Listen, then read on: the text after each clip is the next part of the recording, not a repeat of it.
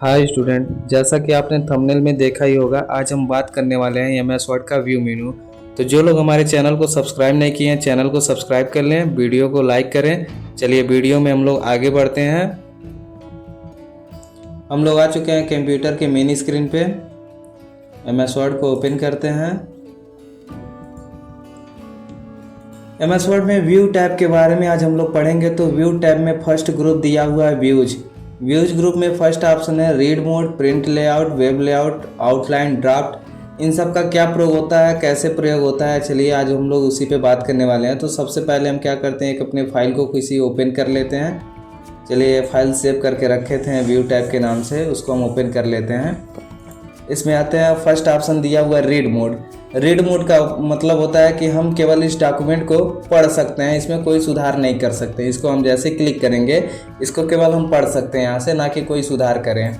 ठीक, तो अगर कुछ सुधार करना है तो फिर हम व्यू टैब पे क्लिक करेंगे और एडिट डॉक्यूमेंट पे क्लिक कर देंगे, तो हमारा एडिट के मोड में ओपन हो जाएगा। इसको फिर से हम सुधार कर सकते हैं या जो भी वर्क करना चाहें वर्क कर सकते हैं। अगला ऑप्शन दिया हुआ प्रिंट लेआउट। प्रिंट लेआउट का मतलब होता है कि हम प्रिंट की साइज भी हम इसको देख सकते हैं, जैसे हमारा मार्जिन कितना है वो भी दिख सकता है। ठीक, यहाँ पे देखेंगे कि ये जो मार्जिन दिखाई दे रहा है, यहाँ स्टार्ट मार्जिन दिखाई दे रहा है, हम यहाँ से प्रिंट भी कर सकते हैं, हमारी साइज में दिखा रहा है। ठीक, और वेब लेआउट पे अगर हम टैप करते हैं तो ये वेब की साइज में दिखाती है। वेब की साइज भी अनलिमिटेड होती है, आपको पता है कि अगर हम मोबाइल में देखें वेब साइज़ तो अलग दिखाएगा, कंप्यूटर में देखें तो अलग रहता है और टीवी में देखें तो अलग होती है। तो जितनी बड़ी स्क्रीन होती है उस हिसाब से वेब ऑटोमेटिक एडजस्ट कर लेता है, तो ये वेब लेआउट साइज होती है। ठीक, यहाँ दिया हुआ आउटलाइन। आउटलाइन में क्या होता है कि जहाँ पे भी हमारा पैराग्राफ रहता है, पैराग्राफ परिवर्तन होता है, वहाँ पे इस प्रकार से एक पॉइंट शो हो जाता है कि हमारा एक पैराग्राफ का, यहाँ से बॉडी टेक्स्ट वगैरह आप देख सकते हैं दिया हुआ है।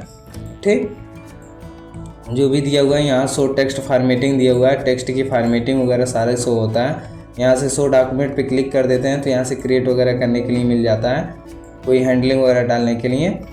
तो लगभग ये हमारी आउटलाइन होती है, आउटलाइन के रूप में देखने के लिए यहाँ से हम क्लोज कर सकते हैं। और ये दिया हुआ हमारा ड्राफ्ट। ड्राफ्ट का मतलब होता है कि मैसेज की साइज में देखने के लिए होता है।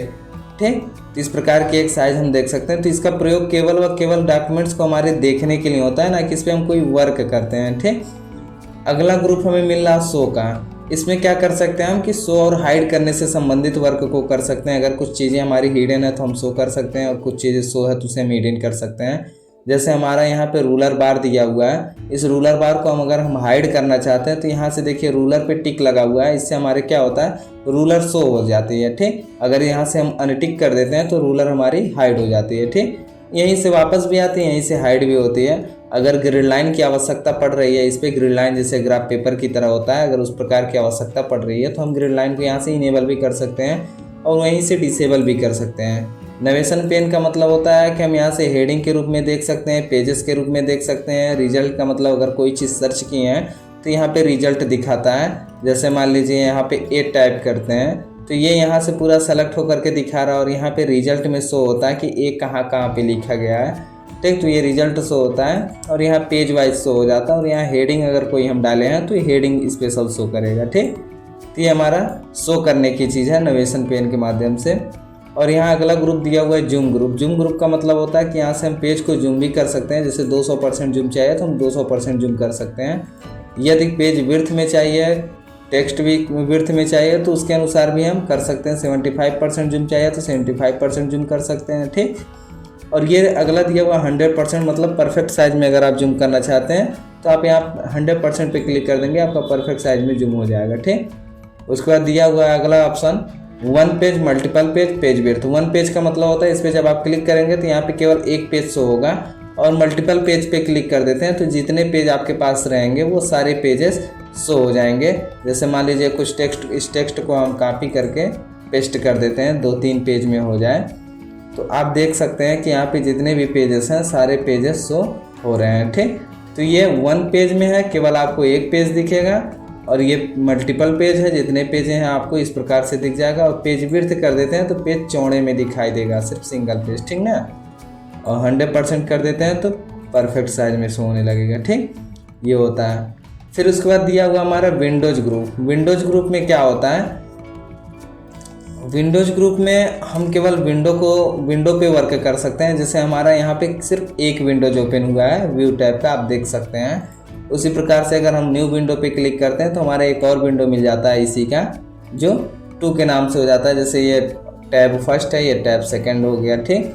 तो व्यू टैब तो हमने नाम दे रखा हुआ है, नाम के आगे आप देखेंगे 1 लग गया और यहाँ पे सेकंड हो गया, ठीक ना। यानी कि हम इस पे दोनों पे भी वर्क कर सकते हैं। अरेंज ऑल पे क्लिक करते हैं तो व्यवस्थित हो जाता है, दोनों विंडो जो हमने खोल रखा था वो दोनों विंडो यहाँ पे शो होने लगेगा, ठीक। आप इसको भी फुल स्क्रीन में कर सकते हैं, यहाँ से भी इसको भी फुल स्क्रीन में कर सकते हैं। स्प्लिट दिया हुआ तोड़ने के लिए आप स्प्लिट पे क्लिक कर देंगे, पेज आपका अलग अलग दिखाई देने लगेगा। इस पे करेंगे तो इसमें वो पेजेस दिखाई देने लगेंगे, इस पे करेंगे तो इसमें भी स्प्लिट करके आप इसमें मैचिंग कर सकते हैं। अगर कुछ इसमें देख रहे हैं सुधार करना है तो यहाँ से मिला करके यहाँ से भी सुधार कर सकते हैं। आप अलग अलग रूप में इसका प्रयोग कर सकते हैं। इसको आप रिमूव भी कर सकते हैं, ठीक। और व्यू स्लाइड बाय स्लाइड का मतलब होता है कि हमने 2 विंडो को ओपन करके रखा है, दोनों विंडो को लेफ्ट और राइट में देख सकते हैं स्लाइड करके, ठीक।